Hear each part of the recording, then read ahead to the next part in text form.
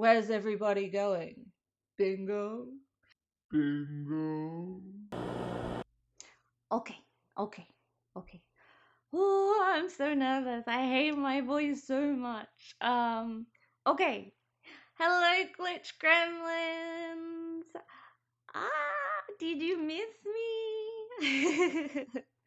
um, I'm Poppy Static, and today we're going to be doing What Did I Just Read? The show where I dive headfirst into horror novels and drag back whatever's left for you little hungry glitch gremlins. Okay, before we begin today, a really quick content warning, and there's a lot of them for this book. Um, this book contains sexual assault, it contains graphic violence, it contains gore, it contains explicit language, and just everything. It's an insane, chaotic ride, trust me. But if that's not your vibe, it's okay, and you can just sit this one out. I will be doing more reviews. This is a recurring show, so there will be something for you very soon. Today we are going to be talking about B-Movie Bloodbath by Isaac Nightingale. And yes, that is about to get very confusing because both the main character and the author share the same name, Isaac. Why did you do this to me? So it's gonna be a little confusing. So to keep me from going totally insane, from this point on, we're gonna be calling the author Isaac Nightingale or just Isaac, and then the character in the book we will be calling Knight because that's how he likes to be referred to in the book. So let's get into it.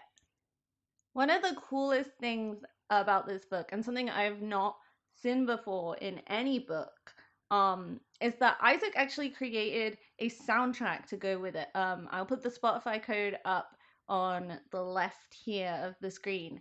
And he basically made it so that as you go through the book, each scene is scored with a specific track, and he specifically says when to play it. So like it will say track 1, and then you play that specific track there, and so you've got your whole little environment set up for you, and it's fun and it's exciting, and it definitely sets the 80s B movie type vibe with the music going. I also want to highlight that this is an independent small book that is by a neurodivergent author, and that's really important to me as an individual. Um, you can really sort of tell and feel how like personal and unfiltered and sort of in Isaac's sense of humor and in his place it is. It's weird and it's bold and it doesn't follow the rules of like a conventional book, and I really love that. The humor is my favorite thing about the book. It's so funny. I don't know how else to describe it. It's such a unique sense of humor, and that's my favorite thing. So at its core, this is definitely a transformation story. We start with Knight, who is just some random dude at the beginning. He's just like an average guy, maybe a slightly above average handsomeness average guy, but an average guy nonetheless. And it's basically his transformation from that into an absolute monster hunting badass menace. And I'm thinking like Dante from Devil May Cry levels of badass, or Snake from Escape to New York levels of badass. Like he becomes so cool. And it's that whole transformation of how we get from just some dude to that level of badassery. He's not like exactly a moral guy, I'd say he's almost an anti-hero because he does bad things, but he definitely stands by his own rights and wrongs, and he does it with so much charm that it's like just enough to get away with it. And the one-liners too, my god, like imagine Leon S. Kennedy, where's everybody going? Bingo. And but like he's exactly like that. And I think that's just the funniest thing. Like he's so silly and it's so charming. And the creatures, oh my god. I can't even fully go there without being like spoiler central, and I want this to be like a 100% spoiler free review. But there are just so many vampires and werewolves and skinwalkers that are slimy, and they're all like Isaac's own very different take on classical monsters. The vampires aren't like normal vampires. The werewolves don't come out when the moon comes out. The skinwalkers are like gross and slimy and have numbing agent. It's all Isaac's own design, and it's so unique in that way. And the kills are just I honestly insane. It gave me big killer clowns from outer space vibes. Like they do this crazy kills in killer clowns from outer space, like the clown popping out of the pizza box and stuff like that. And Isaac really managed to tune that into his book. Like people are killed in brutal ways, absolutely brutal ways, and just insane and gross and chaotic vibes. And if you love that sort of uh, B movie horror 80s silly vibes where people get killed in gross, crazy ways, yeah, you're gonna absolutely love this book for sure. Like 100%. As for things that I wasn't super keen on, there really isn't many.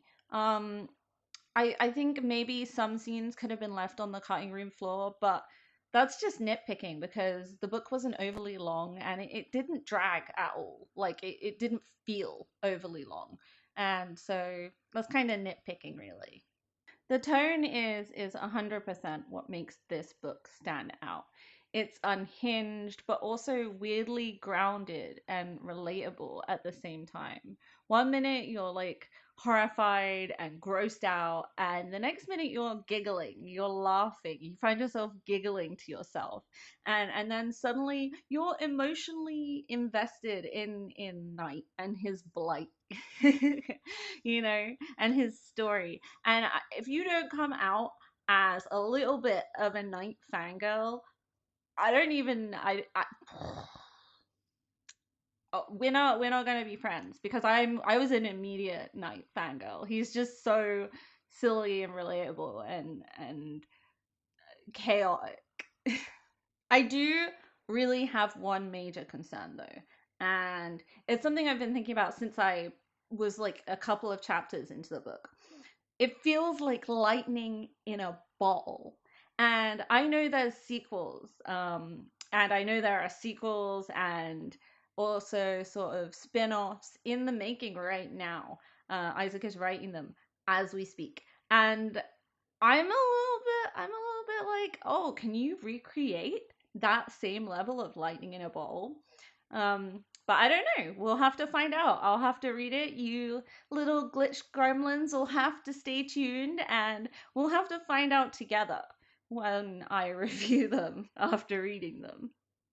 So overall, I'm gonna give B-Movie Bloodbath a total of 4 out of 5 static bars.